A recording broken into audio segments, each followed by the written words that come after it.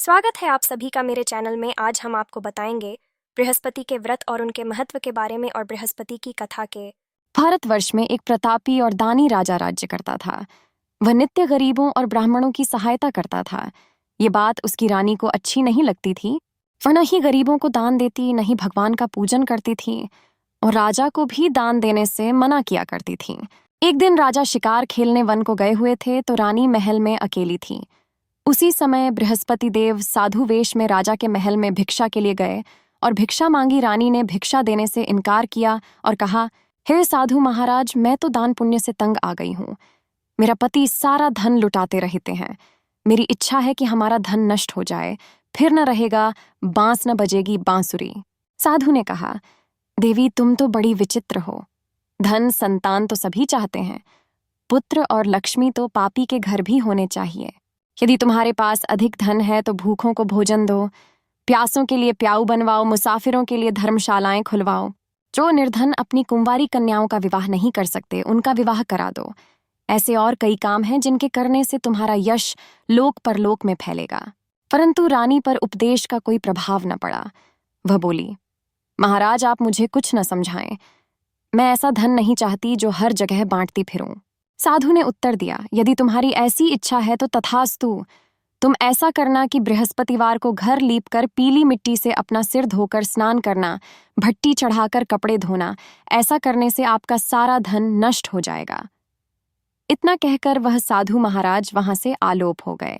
साधु के अनुसार कहीं बातों को पूरा करते हुए रानी को केवल 3 बृहस्पतिवार ही बीते थे कि उसकी समस्त धन संपत्ति नष्ट हो गई।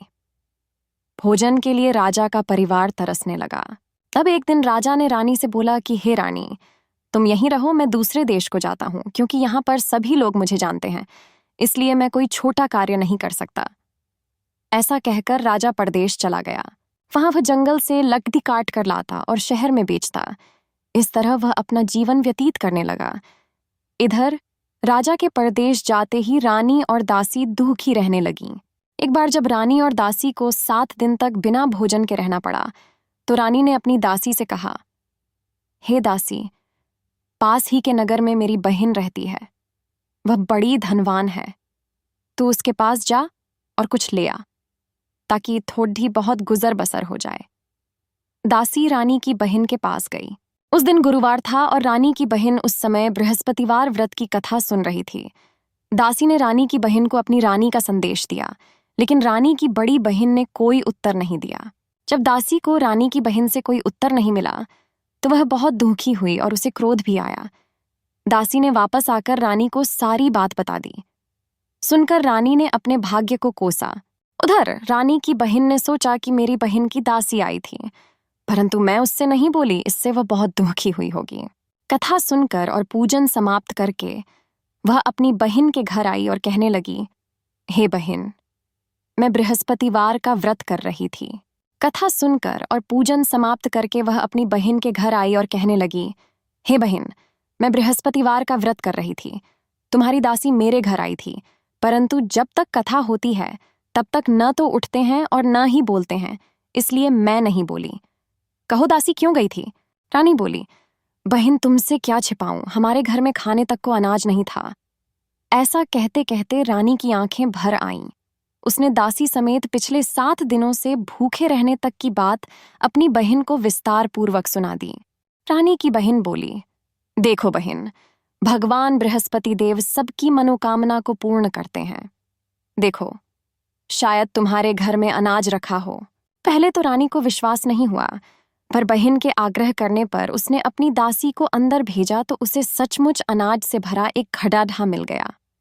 यह देखकर दासी को बड़ी हैरानी हुई।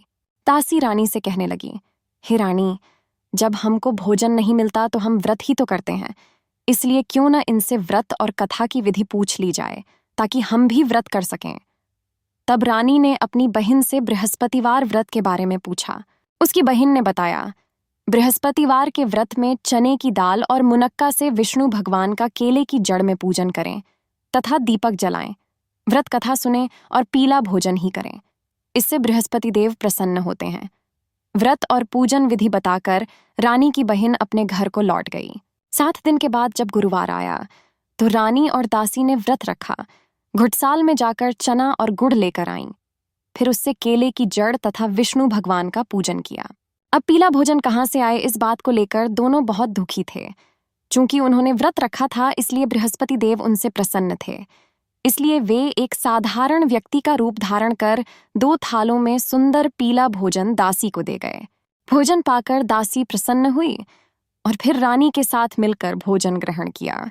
उसके बाद वे सभी गुरुवार को व्रत और पूजन करने लगीं। बृहस्पति भगवान की कृपा से उनके पास फिर से धन संपत्ति आ गई, परंतु रानी फिर से पहले की तरह आलस्य करने लगी। तब दासी बोली, देखो रानी, तुम पहले भी इस प्रकार आलस्य करती थीं, तुम्हें धन रखने में कष्ट होता था, इस कारण सभी धन नष्ट हो गया, और अब जब भगवान बृहस्पति की कृपा से धन मिला है तो तुम्हें फिर से आलस्य होता है। रानी को समझाते हुए दासी कहती है कि बड़ी मुसीबतों के बाद हमने यह धन पाया है, इसलिए हमें दान पुण्य करना चाहिए, भूखे मनुष्यों को भोजन कराना चाहिए और धन को शुभ कार्यों में खर्च करना चाहिए, जिससे तुम्हारे कुल का यश बढ़ेगा, स्वर्ग की प्राप्ति होगी और पितृ प्रसन्न होंगे। दासी की बात मानकर रानी अपना धन शुभ कार्यों में खर्च करने लगी, जिससे पूरे नगर में उसका यश फैलने लगा। बृहस्पतिवार व्रत कथा के बाद श्रद्धा के साथ आरती की जानी चाहिए। इसके बाद प्रसाद बांटकर उसे ग्रहण करना चाहिए। एक दिन राजा दुखी होकर जंगल में एक पेड़ के नीचे आसन जमाकर बैठ गया। वह अपनी दशा को याद करके व्याकुल होने लगा। बृहस्पतिवार का दिन था। एकाएक उसने देखा कि निर्जन वन में एक साधु प्रकट हुए। वह साधु वेश में स्वयं बृहस्पति देवता थे। लकड़हारे के सामने आकर बोले, हे लकड़हारे, इस सुनसान जंगल में तू चिंतामग्न क्यों बैठा है? लकड़हारे ने दोनों हाथ जोड़कर प्रणाम किया और उत्तर दिया, महात्मा जी, आप सब कुछ जानते हैं, मैं क्या कहूं? यह कहकर रोने लगा और साधु को अपनी आत्मकथा सुनाई। महात्मा जी ने कहा, तुम्हारी स्त्री ने बृहस्पति के दिन बृहस्पति भगवान का निरादर किया है, जिसके कारण रुष्ट होकर उन्होंने तुम्हारी यह दशा कर दी। अब तुम चिंता को दूर करके मेरे कहने पर चलो तो तुम्हारे सब कष्ट दूर हो जाएंगे और भगवान पहले से भी अधिक संपत्ति देंगे। तुम बृहस्पति के दिन कथा किया करो, 2 पैसे के चने मुनक्का लाकर उसका प्रसाद बनाओ और शुद्ध जल से लौटे में शक्कर मिलाकर अमृत तैयार करो। कथा के पश्चात अपने सारे परिवार और सुनने वाले प्रेमियों में अमृत व प्रसाद बांटकर आप भी ग्रहण करो। ऐसा करने से भगवान तुम्हारी सब मनोकामनाएं पूरी करेंगे। साधु के ऐसे वचन सुनकर लकड़हारा बोला, हे प्रभु, मुझे लकड़ी बेचकर इतना पैसा नहीं मिलता जिससे भोजन के उपरांत कुछ बचा सकूं। मैंने रात्रि में अपनी स्त्री को व्याकुल देखा है। मेरे पास कुछ भी नहीं जिससे मैं उसकी खबर मंगा सकूं। साधु ने कहा, हे लकड़हारे, तुम किसी बात की चिंता मत करो। बृहस्पति के दिन तुम रोजाना की तरह लकड़ियां लेकर शहर को जाओ। तुमको रोज से दुगुना धन प्राप्त होगा, जिससे तुम भली भांति भोजन कर लोगे तथा बृहस्पति देव की पूजा का सामान भी आ जाएगा। इतना कहकर साधु अंतर्ध्यान हो गए। धीरे धीरे समय व्यतीत होने पर फिर वही बृहस्पतिवार का दिन आया। लकड़हारा जंगल से लकड़ी काटकर किसी शहर में बेचने गया। उसे उस दिन और दिन से अधिक पैसा मिला। राजा ने चना गुड़ आदि लाकर गुरुवार का व्रत किया। उस दिन से उसके सभी क्लेश दूर हुए, परंतु जब दोबारा गुरुवार का दिन आया तो बृहस्पतिवार का व्रत करना भूल गया। इस कारण बृहस्पति भगवान नाराज हो गए। उस दिन उस नगर के राजा ने विशाल यज्ञ का आयोजन किया तथा शहर में यह घोषणा करा दी कि कोई भी मनुष्य अपने घर में भोजन न बनावे, न आग जलावे, समस्त जनता मेरे यहाँ भोजन करने आवे। इस आज्ञा को जो न मानेगा उसे फांसी की सजा दी जाएगी। इस तरह की घोषणा संपूर्ण नगर में करवा दी गई। राजा की आज्ञानुसार शहर के सभी लोग भोजन करने गए, लेकिन लकड़हारा कुछ देर से पहुंचा, इसलिए राजा उसको अपने साथ घर लेवा ले गए और ले जाकर भोजन करा रहे थे तो रानी की दृष्टि उस खूंटी पर पड़ी जिस पर उसका हार लटका हुआ था। वह वहां पर दिखाई नहीं दिया। रानी ने निश्चय किया कि मेरा हार इस मनुष्य ने चुरा लिया है। उसी समय सिपाहियों को बुलाकर उसको कारागार में डलवा दिया। जब लकड़हारा कारागार में पड़ गया और बहुत दुखी होकर विचार करने लगा कि न जाने कौन से पूर्व जन्म के कर्म से मुझे यह दुहक प्राप्त हुआ है, और उसी साधु को याद करने लगा जो कि जंगल में मिला था। उसी समय तत्काल बृहस्पति देव साधु के रूप में प्रकट हुए और उसकी दशा को देखकर कहने लगे, अरे मूर्ख, तूने बृहस्पति देव की कथा नहीं करी, इस कारण तुझे दुख प्राप्त हुआ है। अब चिंता मत कर, बृहस्पतिवार के दिन कारागार के दरवाजे पर 4 पैसे पड़े मिलेंगे। उनसे तू बृहस्पति देव की पूजा करना, तेरे सभी कष्ट दूर हो जाएंगे। बृहस्पति के दिन उसे 4 पैसे मिले। लकड़हारे ने कथा कही उसी रात्रि को बृहस्पति देव ने उस नगर के राजा को स्वप्न में कहा, हे राजा, तुमने जिस आदमी को कारागार में बंद कर दिया है वह निर्दोष है, वह राजा है, उसे छोड़ देना। रानी का हार उसी खूंटी पर लटका है। अगर तू ऐसा नहीं करेगा तो मैं तेरे राज्य को नष्ट कर दूंगा।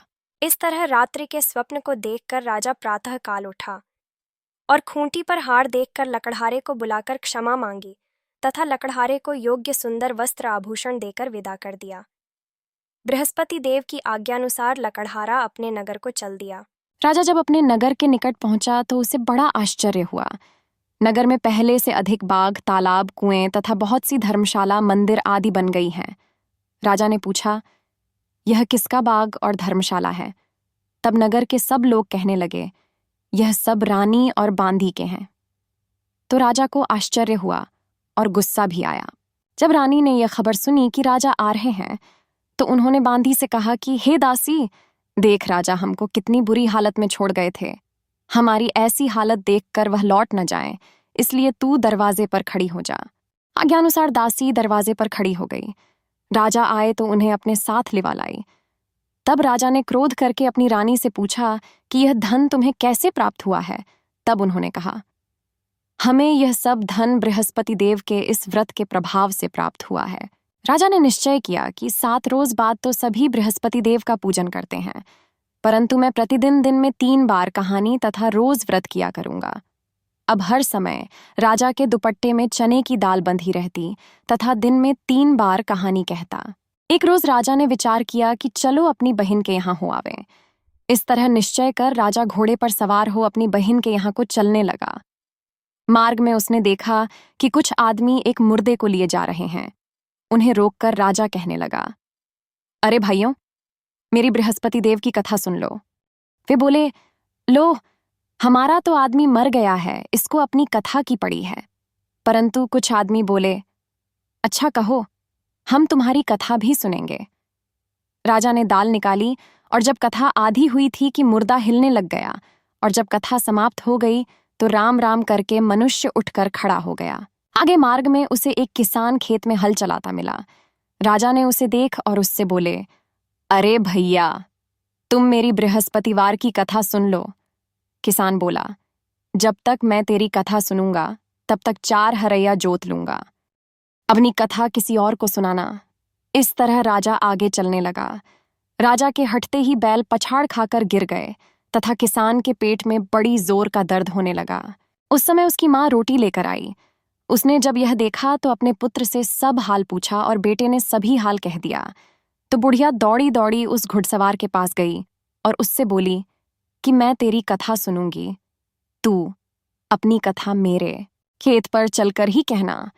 राजा ने बुढ़िया के खेत पर जाकर कथा कही, जिसके सुनते ही वह बैल उठ खड़ हुए तथा किसान के पेट का दर्द भी बंद हो गया। राजा अपनी बहन के घर पहुंचा। बहन ने भाई की खूब मेहमानी की। दूसरे रोज प्रातःकाल राजा जगा तो वह देखने लगा कि सब लोग भोजन कर रहे हैं। राजा ने अपनी बहन से कहा, ऐसा कोई मनुष्य है जिसने भोजन नहीं किया हो, मेरी बृहस्पतिवार की कथा सुन ले। बहन बोली, हे भैया, यह देश ऐसा ही है कि पहले यहाँ लोग भोजन करते हैं, बाद में अन्य काम करते हैं। अगर कोई पड़ोस में हो तो देख आऊं। वह ऐसा कहकर देखने चली गई, परंतु उसे कोई ऐसा व्यक्ति नहीं मिला जिसने भोजन न किया हो। अतः वह एक कुम्हार के घर गई जिसका लड़का बीमार था।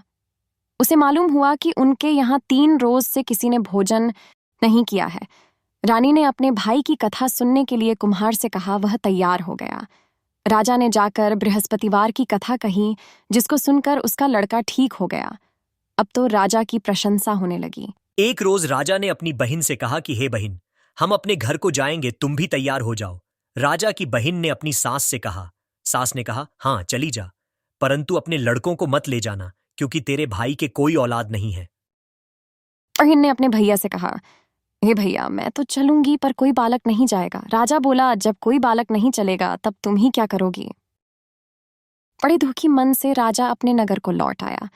राजा ने अपनी रानी से कहा, हम निर्वंशी हैं, हमारा मुंह देखने का धर्म नहीं है और कुछ भोजन आदि नहीं किया। रानी बोली, हे प्रभु, बृहस्पति देव ने हमें सब कुछ दिया है, वह हमें औलाद अवश्य देंगे। उसी रात को बृहस्पति देव ने राजा से स्वप्न में कहा, हे राजा उठ, सभी सोच त्याग दें, तेरी रानी गर्भ से है। राजा की यह बात सुनकर बड़ी खुशी हुई। 9वें महीने में उसके गर्भ से एक सुंदर पुत्र पैदा हुआ। तब राजा बोला, हे रानी, स्त्री बिना भोजन के रह सकती है, पर बिना कहे नहीं रह सकती। जब मेरी बहन आवे, तुम उससे कुछ कहना मत।